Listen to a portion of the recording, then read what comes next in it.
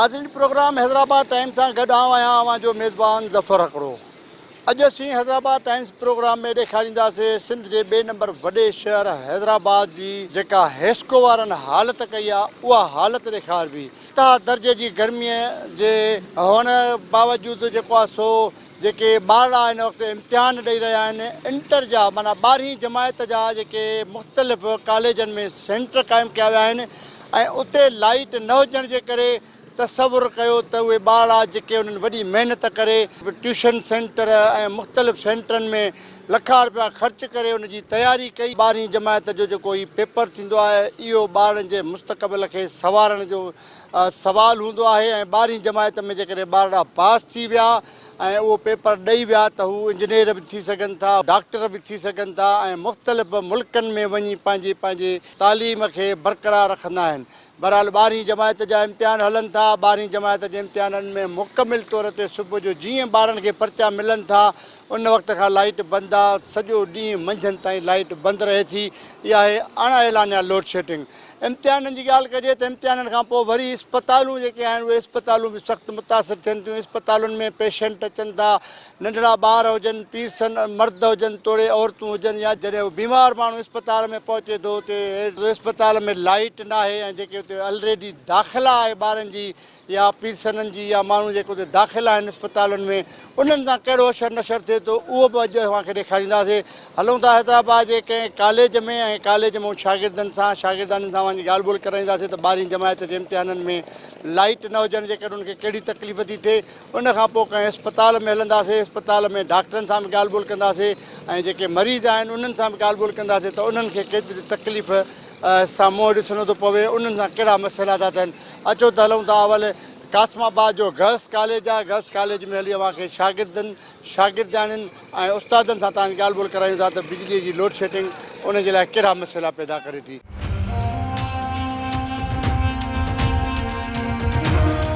Government girls college Kasmabad में मौजूदु आहियूं ऐं गवर्नमेंट गर्ल्स कॉलेज कासमाबाद में बि फस्ट ईयर इंटर जा जेके एग्ज़ाम हली रहिया आहिनि उन्हनि एग्ज़ाम सां साॻियो ई मसइलो आहे त बिजली जी लोड शेडिंग। जीअं ई ॿार अचे वेहनि था, इम्तिहान जी तयारी कनि था, इम्तिहान शुरू थिए थो, पेपर उनखे मिले थो क्वेश्चन पेपर, लाइट हली थी वञे 2-2 कलाक, 2.5 कलाक, पर कॾहिं त सॼो पेपर बि बग़ैर लाइट जे ॿार ॾियनि था ऐं ॿार जेको आहे सो सख़्तु परेशान थियनि था। ज़ाहिर आहे उबस आहे, हिकु कमरे में 25 खां 30 ॿार वेठा आहिनि, पोइ गर्मी जी शिदत वधे थी ऐं सख़्तु गर्मी आहे। उन सख़्तु गर्मीअ में जॾहिं लोड शेडिंग थिए ऐं ॿार हिकु कमरे में एग्ज़ाम ॾेई रहिया हुजनि त उन वक़्तु छा पोज़ीशन हूंदी उहो तव्हांखे अंदरि हली क्लासरूमनि में ॾेखारियूं था त कहिड़ी उन्हनि सां हालत आहे, कीअं ॿार पघर में ऐं जेको आहे सो छल थी उहो इम्तिहान ॾियनि था। प्रिंसिपल साहिबु असां सां मौजूदु आहे गवर्नमेंट गर्ल्स कॉलेज जी, उन सां ॻाल्हि ॿोल कंदासीं। इम्तिहानी सेंटर आहे हिते ऐं इम्तिहान हलनि पिया फस्ट ईयर इंटर जा। लोड शेडिंग जो छा प्रोसेस आहे, केतिरो टाइम वञे थी ऐं जेकॾहिं लोड शेडिंग थिए थी त ॿारनि खे कहिड़ियूं परेशानियूं थिए थी? लोड शेडिंग जो त ईअं आहे त 2 कलाक हुजे थी लाइट ऐं 2 कलाक शट डाउन रहे थो। त जीअं एग्ज़ाम्स जी डेट आई त मुंहिंजो इहो हो त मां एक्सियन हेस्को जो उन जे लाइ कॉल करणी शुरू कयूं ताकी उनखे इहो सम्झायूं त ड्यूरिंग एग्ज़ाम हू इन तरह जो मतिलबु त शट डाउन न कनि, भले पोइ बाद में कनि, पर स्पेशली एग्ज़ाम जीअं त न वेदर जो आहे, मौसम तव्हां ॾिसो था त न मई में अवल त एग्ज़ाम्स कंडक्ट करणु न हूंदा आहिनि।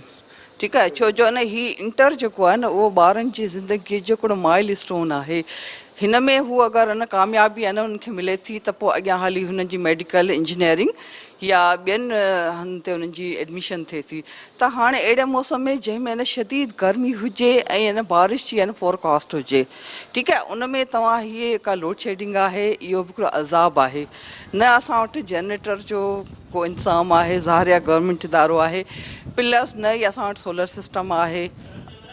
त ज़ाहिर इन हाल में तन एग्ज़ाम कंडक्ट करणु जेको आहे सो त ॾाढो हिकिड़ो मतिलबु त सही फ़ैसिलो कोन्हे। थोरो सो पहिरीं मार्च या अप्रैल में इहे एग्ज़ाम थियणु घुरिजनि मौसम जे हिसाब सां ऐं असांजो जेके आहिनि जीअं असांजा रिसोर्सिस आहिनि उन हिसाब सां बि जीअं त असां नथा मैनेज करे सघूं, अगरि लाइट बंदि थी वञे थी त असां मैनेज नथा करे सघूं त पोइ ज़ाहिर असांखे अगरि लाइट बंदि बि थी वञे थी त न ॿार अहिड़े मौसम में आराम सां बि एग्ज़ाम करे सघनि था।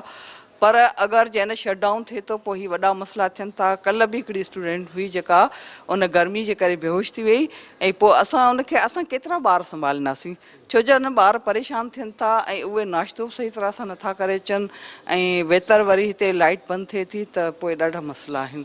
बहरहाल मां गुज़ारिश कंदसि कंसर्न असांजो एजुकेशन डिपार्टमेंट खे महिरबानी करे इन्हनि ॿारनि जे मुस्तक़बिल जो सोचनि, जिन जो हाणे हिकिड़ी नई इब्तिदा शुरू थींदी इंटर जो एग्ज़ाम ॾेई हुननि खे सुठा मार्क्स अचीव करणा आहिनि।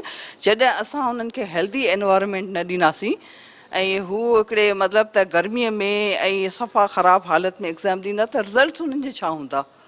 त ईअं सम्झो त न असां उन्हनि जे मुस्तक़बिल सां खिलवाड़ करे रहिया आहियूं ऐं मां पंहिंजे तौर ते त घणी कोशिशि कई त मां हिते जो हेस्को जो एक्सियन उन सां मां ॻाल्हायां पाण पर्सनली, पर तमामु घणी कंटिन्यूअस 2-3 ॾींहं ॻाल्हाइण खां पोइ बि हुनजो राब्तो मूंसां न थियो। असां एप्लीकेशन बि लिखी मोकिली पर ताहाल उहा लोड शेडिंग जारी आहे।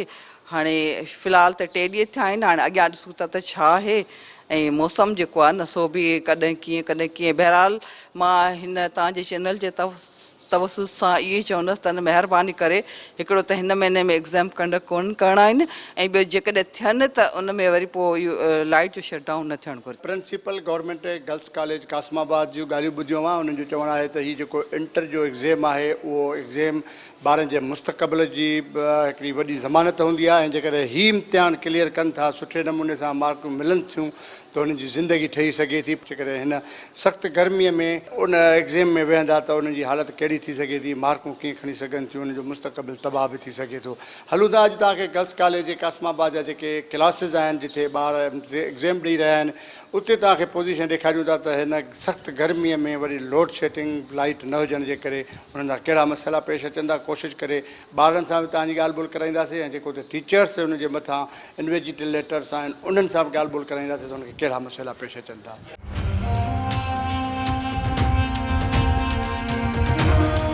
12वीं जमायत जा जेके इम्तिहान आहिनि उहे हलनि पिया ऐं 12वीं जमायत जो इम्तिहान ॿारनि जे मुस्तक़बिल जो हिकिड़ो तमामु बहितरीनु मौक़ो हूंदो आहे ऐं जेकॾहिं सुठियूं मार्कूं खयूं ऐं सुठे नमूने सां उन्हनि जेकॾहिं इम्तिहान ॾिनो त अॻिते हली उन्हनि जी जेका एंट्री टेस्ट में पास थींदियूं ऐं उन्हनि जो बहितरु मुस्तक़बिल ठही सघे थो। पर जेकॾहिं हिन अहिड़े गर्मी ऐं ॿुसट वारे माहौल में जॾहिं हीअ ॿार सिहतमंद हेल्दी खां परे रहंदा ऐं हिन क़िस्म जो इम्तिहान ॾींदा त पोइ उन जा नतीजा कहिड़ा अची सघनि था उहो पाण सोचे सघो था। त हिन वक़्तु तक़रीबन 40 खां 50 शागिर्दियाणियूं आहिनि जेके हिकिड़े क्लास रूम में मौजूदु आहिनि ऐं लाइट न आहे। लाइट न हुजण जे करे हिननि खे केतिरी तकलीफ़ जो मुंहुं ॾिसणो थो पवे उहो हिन खां पाण खां ई पुछंदासीं, कुझु शागिर्दियाणियुनि सां ॻाल्हि ॿोल बि कंदासीं त हू गर्मीअ में कीअं थियूं जेको आहे सो पेपर ॾियनि। अमां कहिड़े क्लास में पढ़ंदी आहियो? इंटर। इंटर जो इम्तिहान आहे? जी जी लाइट घणियूं बंदि थी रहे? जी इलाही बंदि थी रहे ऐं असांखे इलाही डिफ़िकल्ट थी थिए पेपर ॾियण में ऐं हिकिड़ो त वरी टाइम बि घटि हूंदो आहे ऐं ॿियो त वरी अहिड़ी गर्मी में असां पेपर करे न सघंदा आहियूं। सो असांजी इहा ई इल्तिजा आहे त प्लीज़ जेके पेपर आहिनि हिननि में त लाइट न वञाइनि, असांखे पेपर जीअं असांजो सुठो थी वञे, महिरबानी। हीअ ॿुधो नंढड़ी जो ॻाल्हियूं उनजो चवणु आहे त जॾहिं लाइट बंदि थी थिए त उहे पेपर ॾेई नथियूं सघनि ऐं पेपर न ॾियण जे करे उनखे तमामु घणी ॾुखियाई महसूसु थी रही आहे। हिकिड़ी अदड़ी ॿी आहे उन सां बि ॻाल्हि ॿोल कयूं था। अदी इंटर जो इम्तिहान आहे बाबा? जी जी इंटर जो आहे। पोइ कीअं लाइट जो केतिरो इशू थिए थो तव्हां? ॾाढो इशू आहे। जीअं सुबुह सां 3 कलाक मिलनि था उन में पूरो ॾींहुं रुगो लाइट ई कोन्हे ऐं न रस असांजो इम्तिहान ॾाढी गर्मी थी थिए पोइ ऐं शीट खे असां लिखूं या हिनखे मिञणो करे पंहिंजे पाण मथां हणूं। सो इन लाइ असांजी इल्तिजा आहे त प्लीज़ असांखे लाइट ॾियो, हिन ते असांजो सुठो मुस्तक़बिल थी सघे ऐं असां पंहिंजी पेपर चङी तरह करे सघूं। हीअ ॿुधो नाज़रीन, अवां शागिर्दियाणियुनि जूं ॻाल्हियूं ऐं शागिर्दियाणियूं हिन वक़्तु सख़्तु गर्मीअ में पेपर ॾेई रहियूं आहिनि। बिजली बि कोन्हे ऐं जॾहिं त जेके क्लास रूमनि में लाइटूं हूंदियूं आहिनि उहे लाइटूं न हुजण जे करे हुननि खे वधीक परेशानी थिए थी। बाबा अॼु लाइट कोन्हे, अवां पेपर पिया ॾियो 12वीं जमात जो, कीअं महसूसु थो थिए? इलाही मुश्किल थी थिए ऐं चऊं था त लाइट अचे त पेपर सुठो थिए असांजो। गर्मी इलाही लाइट बंदि थी थिए? इलाही 3 कलाक 4 कलाक लाइट कोन थी अचे। माना सॼो पेपर तव्हांजो हिन लाइट पेपर लाइट जे करे इलाही किनो थो थिए त तव्हां असांजी रिक्वेस्ट आहे त लाइट अचे त असांजो पेपर सुठो थिए। शागिर्दियाणियूं वेचारियूं परेशान थियूं थियनि ऐं इंटर जा इम्तिहान आहिनि पर जेके मथां इन्विजिलेटर्स बीठियूं आहिनि, उस्ताद टीचर्स बीठियूं आहिनि, उन्हनि सां बि जेको आहे सो सख़्तु तकलीफ़ जो मुंहुं उन्हनि खे बि ॾियणो थो पवे ऐं जीअं प्रिंसिपल साहिबु ॿुधायो त जेको काल हिकु शागिर्द यानी बेहोश थी वई हुई सख़्तु गर्मीअ में, इन्विजिलेटर जेका आदि असांजा हिते मौजूदु आहे उन सां ॻाल्हि ॿोल कयूं था। बिजली बंदि रहे थी, केतिरो टाइम बंदि रहे थी ऐं कहिड़ा मसइला ॿारनि खे पेश अचनि था? बिजली त सुबुह खां बंदि हूंदी आहे, जेॾी महिल खां पेपर स्टार्ट थींदो आहे। हार्डली विच में अधु कलाकु ईंदी हूंदी, पोइ वरी बिजली वरी ग़ाइबु हूंदी आहे। त हिकु त वापडा वारनि खे बि बाउंड करणु घुरिजे त हिन टाइमिंग्स में त बिजली न बंदि कनि। ऐं ॿियो वरी जेके एग्ज़ाम्स जा ॾींहं आहिनि न, इहे बि ॾाढा ॾुखिया ॾींहं रखिया विया आहिनि। पहिरें अप्रैल में थींदा हुआ, हाणे उनखे जून ताईं खणी आया आहिनि।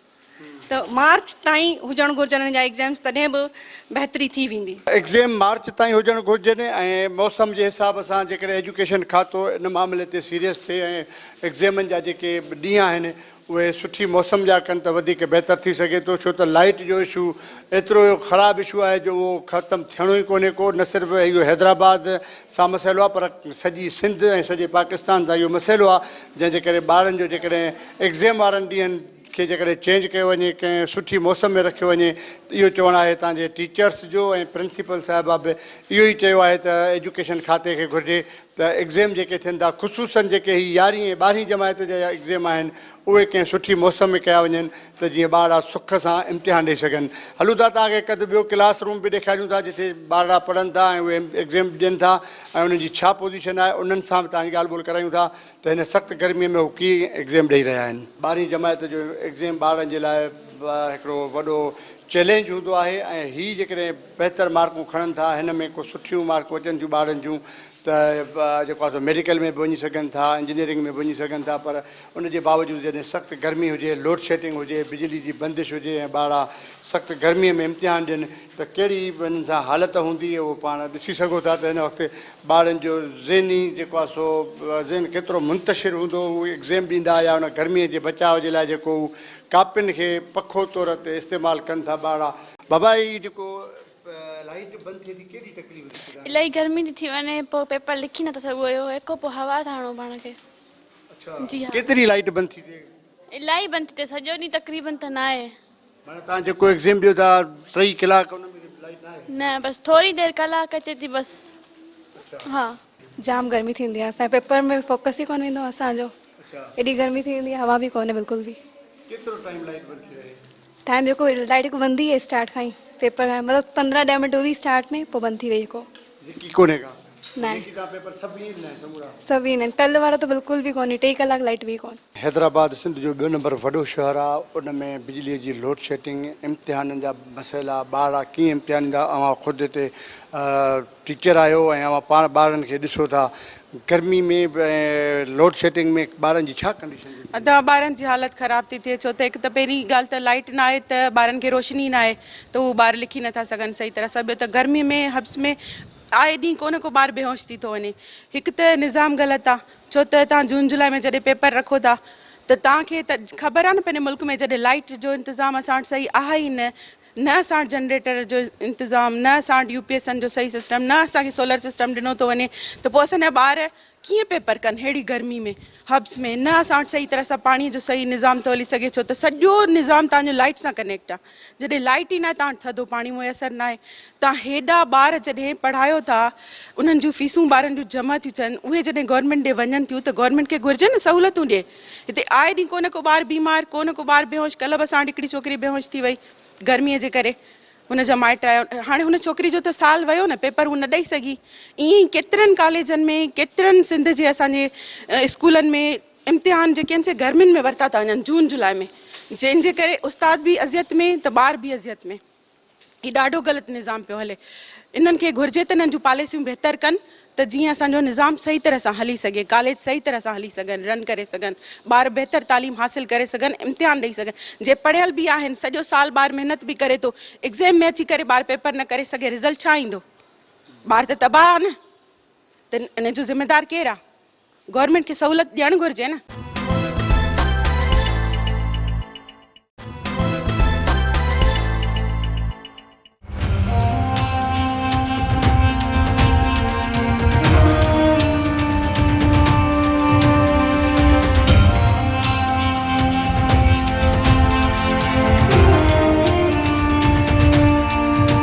नाज़रीन, सिंध जो 2 नंबर वॾो शहर हैदराबाद ऐं हैदराबाद में बिजलीअ जी लोड शेडिंग या बिजली सां लाॻापियल जेके इशूज़ आहिनि उहे हल नथा थी सघनि ऐं माण्हू सख़्तु परेशान आहिनि। जेकॾहिं घरेलू सार्फ़िन हुजनि उन्हनि जी ॻाल्हि कजे त उहे त तमामु घणो अज़ाब में आहिनि। पर वरी जेकॾहिं अचूं था सरकारी इदारनि में त जीअं मूं तव्हांखे गर्ल्स कॉलेज ॾेखारियो, गर्ल्स कॉलेज में हिन वक़्तु 12वीं जमात जा इम्तिहान पिया हलिया, ॿार उते लोड शेडिंग ऐं बिजली बंदि, हिकु कमरे में 40 खां 50 ॿार उहे कहिड़ी कंडीशन में इम्तिहान ॾेई रहिया हुआ तव्हां ॾिठो ॿारनि खे।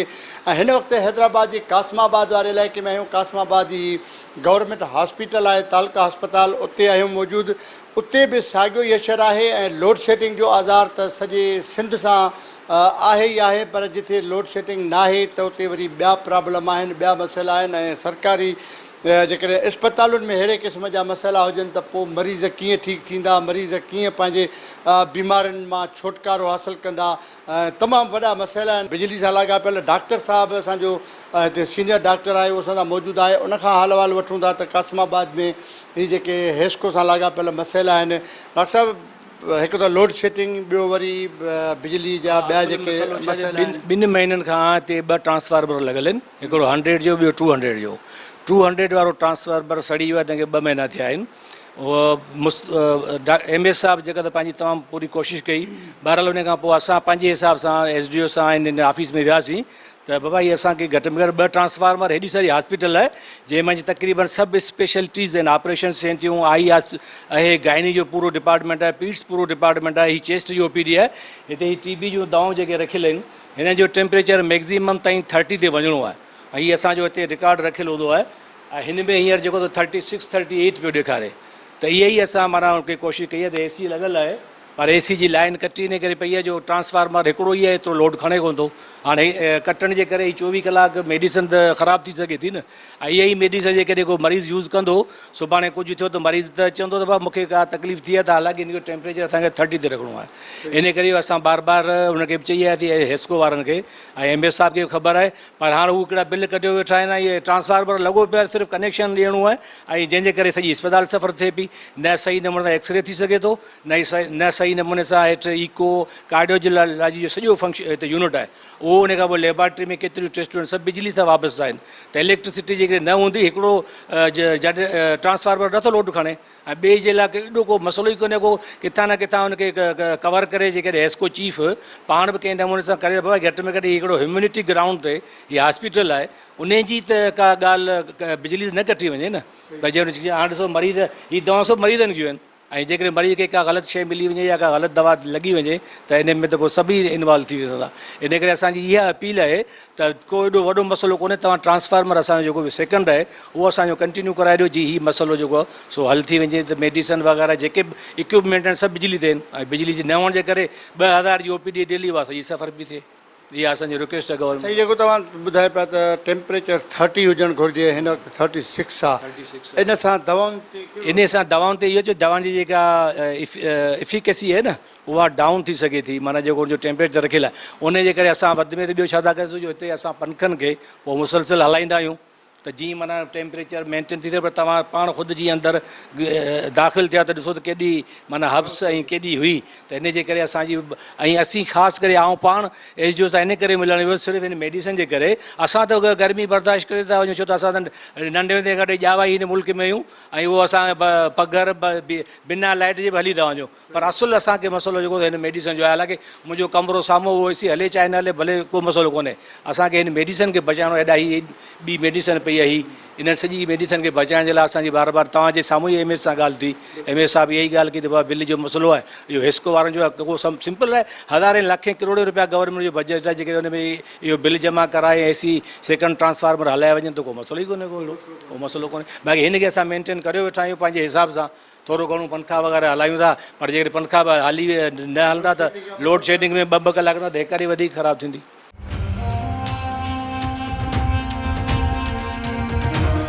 नाज़रीन, कासमाबाद जे कार्डियोलॉजी वारे शोबे में मौजूदु आहियूं ऐं सेम उहा ई शइ अस्पताल जी, जीअं चेस्ट वारी अवां ॾिठी, चेस्ट डॉक्टर सां ॻाल्हि ॿोल थी, हुन ॿुधायो त हिकु त ट्रांसफार्मर जो इशू, ॿियो वरी जेका बिजली जी लोड शेडिंग आहे, 3-3 कलाक 5-5 कलाक मुसलसिल लोड शेडिंग रहे थी।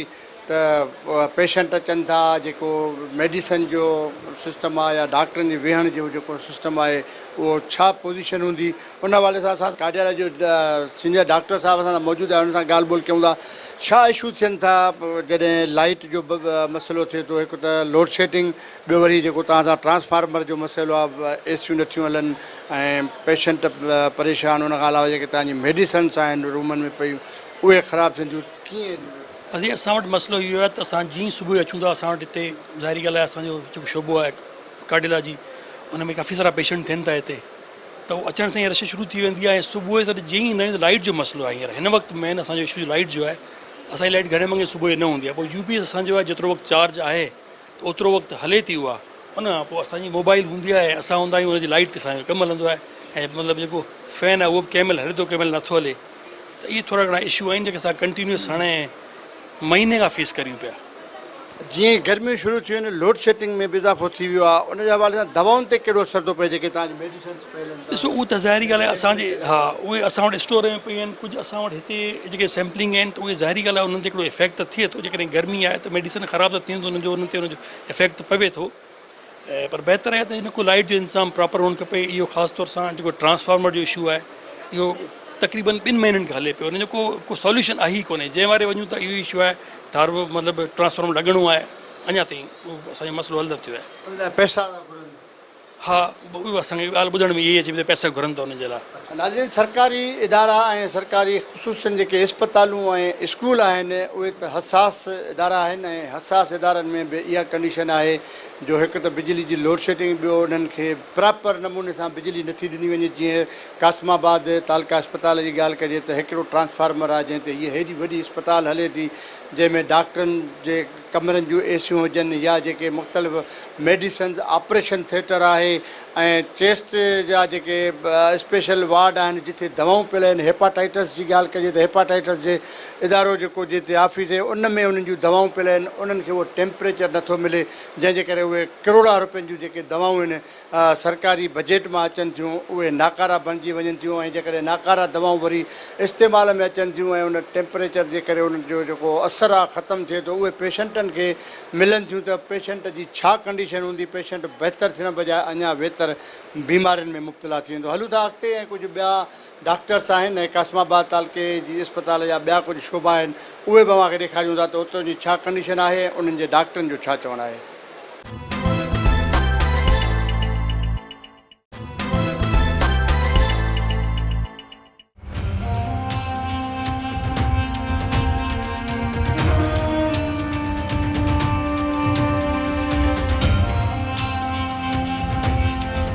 नाज़रीन, तालका अस्पताल कासमाबाद में मौजूदु आहियूं ऐं कासमाबाद जे चेस्ट जो जेको हुयो डॉक्टर साहब सीनियर डॉक्टर, उन सां ॻाल्हि ॿोल कईसीं ऐं उन जे इदारे में जेके हुते ऑफिस में दवाऊं पियल हुयूं उन हवाले सां हेपाटाइटिस ऐं कार्डियोलॉजी वारे डॉक्टर सां बि ॻाल्हि ॿोल थी। हिन वक़्तु सर्जन आहे स्पेशल असांजो कासमाबाद तालके सीनियर सर्जन डॉक्टर साहब आहे, उन सां ॻाल्हि ॿोल कयूं था त सर्जरीअ में लाइट न हुजण जे करे कहिड़ा मसइला थियनि था। जंहिं वक़्तु सर्जरी हले थी कंहिं पेशेंट जी उते लाइट बंदि थियो वञे ऐं उते वरी जनरेटर जी बि सहूलियत न हुजे या को ॿियो बंदोबस्तु बि थियलु न हुजे, त उन हवाले सां डॉक्टर साहब साईं ही तालका अस्पताल कासमाबाद तमामु वॾी अस्पताल आहे ऐं अवां सर्जन जो माशाल्लाह जंहिं वक़्तु सर्जरी हले थी का सीरियस सर्जरी आहे पेशेंट जी, उन वक़्तु लाइट जा केतिरा इशू?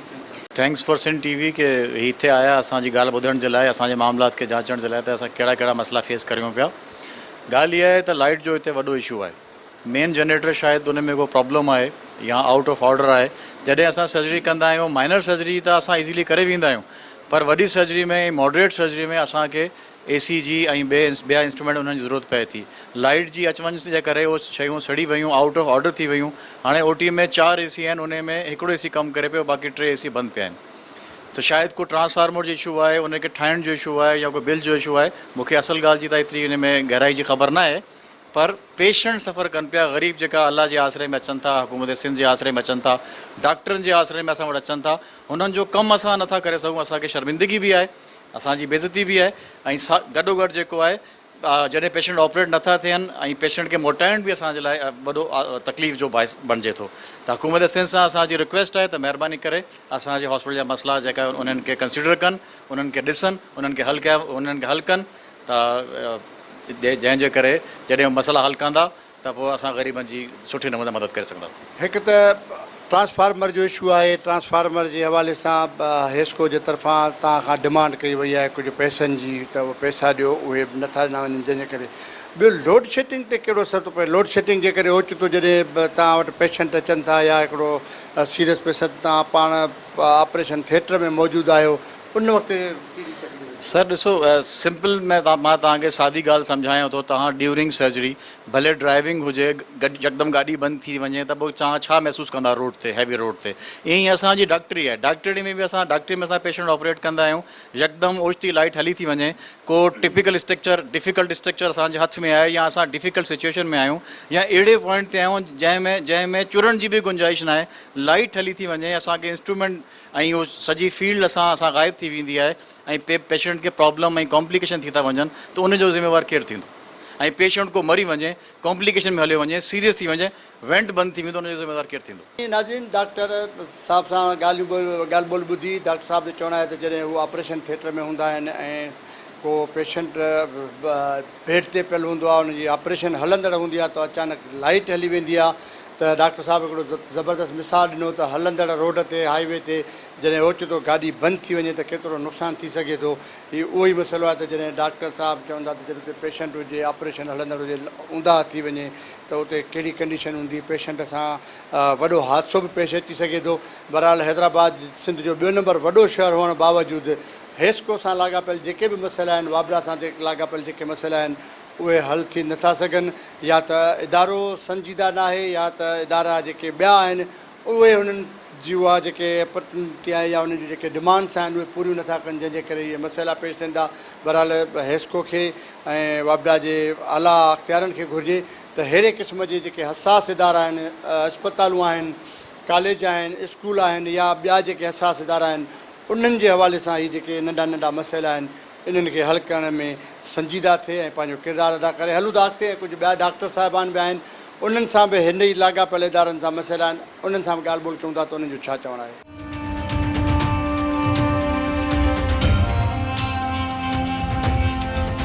ॿारनि जी OPD में मौजूदु आहियूं ऐं सीनियर डॉक्टर असां सां मौजूदु आहे। वरी डॉक्टर साहब सां ॻाल्हि ॿोल कंदासीं त बिजलीअ जी लोड शेडिंग ऐं ॿिया जेके हितां सां लाॻापियल ट्रांसफार्मर जा इशूज़ या एसियूं नथियूं हलनि या जेके हिते दवाऊं पियल आहिनि, मुख़्तलिफ़ बीमारियुनि जूं स्पेशल दवाऊं स्टोर आहिनि ऐं उन्हनि में खे मुकमिल टेम्परेचर उहो न मिलण जे करे उन्हनि दवाउनि जी कहिड़ी कंडीशन बीहे थी ऐं ॿारड़ा जेके नाज़ुक थियनि था उहे हिते अचनि था, जॾहिं उहे मथे वार्ड में शिफ्ट थियनि था ॿारड़ा, त उते बि साॻी कंडीशन रहे थी।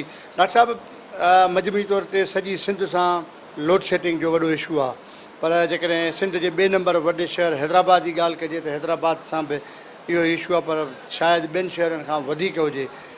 कहिड़ा मसइला पेश अचनि था जेॾीमहिल अवां अस्पताल में ड्यूटी कयो था ऐं हसास नंढड़ा नंढड़ा गुलनि जहिड़ा ॿारड़ा अचनि था अवां वटि, वरी उनखे एडमिट करिणो थो पए, त कहिड़ी तकलीफ़ थी थिए? ओचितो लाइट हली थी। असल मसइलो छा आहे जो असां चई बीठा आहियूं मथे बालाकाम खे त ट्रांसफार्मर सड़िया पिया आहिनि, हिकिड़ो हले थो सिर्फ़ु ट्रांसफार्मर सॼी हॉस्पिटल उहो लोड पटे नथो सघे।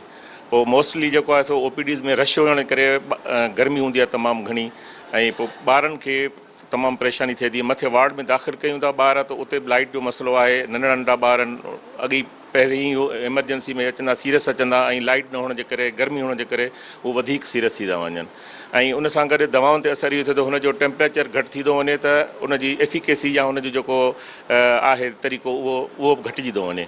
त इन करे असांजी इहा गुज़ारिश हूंदी आहे, असां बार बार गुज़ारिश करे करे थकिजी पिया आहियूं त बाबा असांजे ट्रांसफार्मर चेंज कया वञनि जीअं सॼी हॉस्पिटल जी लाइट स्मूथली हले ऐं माना मरीज़नि खे फ़ाइदो पहुचे।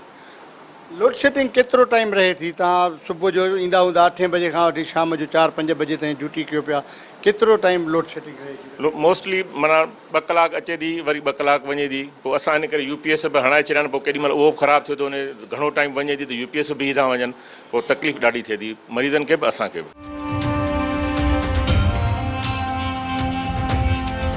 कासमाबाद तालका अस्पताल जी जीअं सभिनी मुख़्तलिफ़ डॉक्टर साहिबान सां ॻाल्हि ॿोल थी आहे, मुख़्तलिफ़ जेके शोबनि जा डॉक्टर आहिनि उन्हनि सां ॻाल्हि ॿोल थी आहे। अहिड़े नमूने सां आर्थो जो डॉक्टर असां सां मौजूदु आहे, उन सां बि ॻाल्हि ॿोल कयूं था त हीअ उनजी OPD आहे जिते पेशेंट अचनि था ऐं हुननि जो वरी जेको ॿियो डिपार्टमेंट आहे जिते पेशेंटनि खे दाख़िल कनि था। लाइट न हुजण जे करे केतिरी तकलीफ़ थिए थी, डॉक्टर साहिब सां ॻाल्हि ॿोल कयूं था। डॉक्टर साहिबु, हिकु त बिजली जी लोड शेडिंग ऐं सॼी हैदराबाद जे माण्हुनि जो जीअण जंजाल करे छॾियो आहे। ॿियो वरी जेको हिते अस्पताल में इशूज़ आहिनि ट्रांसफार्मर जा, इहे छा इशू आहे ऐं केतिरी तकलीफ़ थी थिए तव्हांखे? साईं, असांजा केस हूंदा आहिनि हुते OT ते, ऐं OT ते तमामु ज़रूरी जेकी शइ आहे उहा लाइट हुजे। लाइट खां पोइ बिना लाइट सां कीअं थींदो साईं? बसि कॾहिं कॾहिं जेका लाइट ईंदी आहे, हाणे जो इशू जेको आहे ट्रांसफार्मर वारो जेको आहे, ही जेका न वॾो इशू आहे। पेशेंट जेका न रुलनि पिया। असांजी रिक्वेस्ट इहो ई आहे कि हीउ मसइलो जेको आहे जल्द से जल्द हल थी वञे, ग़रीबनि जो जेको आहे न कमु सुठे नमूने सां थिए। लोड शेडिंग केतिरो टाइम रहे थी अस्पताल में? ॿियो वरी घर वेंदा हूंदो हितां, जॾहिं अस्पताल मां थकियल टुटल घर वञूं था त घर जी छा कंडीशन हुजे? साईं, साॻी कंडीशन आहे। बसि साईं छा कजा, मसइलो जेको आहे न हुनजो लोड शेडिंग जो जेको को टाइमिंग कोन्हे। मसाइल जेके आहिनि अवां जेको चयो माना जंजाल पूरा थिया आहिनि।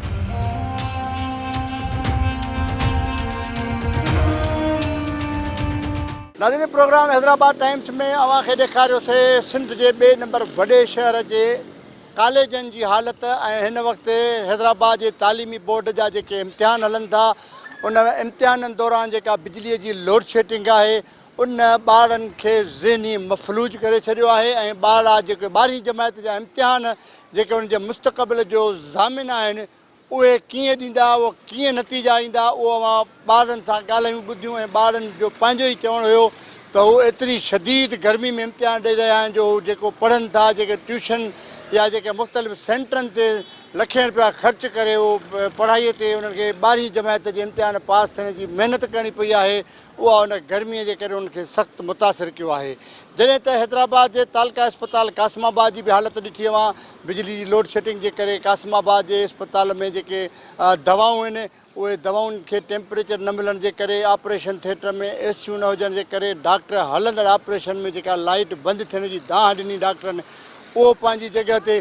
बहरहाल हैदराबाद में जेको ही हेस्को जे तरफ़ां अण ऐलानिया लोड शेडिंग कई वई आहे। लोड शेडिंग न सिर्फ़ु हसास इदारनि, इस्पतालनि, स्कूलनि, कॉलेजनि खे मुतासिर कयो आहे, पर घरेलू ज़िंदगी, वापारी ऐं आम माण्हू, दुकानदारनि जी ज़िंदगी बि जेका आहे उहा बि मफ़लूज बणिजी चुकी आहे ऐं माण्हू सख़्तु परेशान आहिनि। हेस्को खे घुरिजे ऐं हेस्को जे आला अख़्तियारनि खे घुरिजे, वाबडा जे अख़्तियारनि खे घुरिजे त हिन सख़्तु गर्मीअ में जेका ही अण ऐलानिया लोड शेडिंग कई पई वञे उन ते ज़ाब्तो आंदो वञे ऐं हिन माण्हुनि ते रहम कयो वञे, माण्हुनि जूं ज़िंदगियूं बचायूं वञनि। प्रोग्राम हैदराबाद टाइम्स जो वक़्तु पुॼाणी ते पहुतो आहे। ईंदड़ प्रोग्राम ताईं पंहिंजे मेज़बान ज़फ़र हकड़ो खे ॾींदा इजाज़त। तेसि ताईं सदाईं गॾु।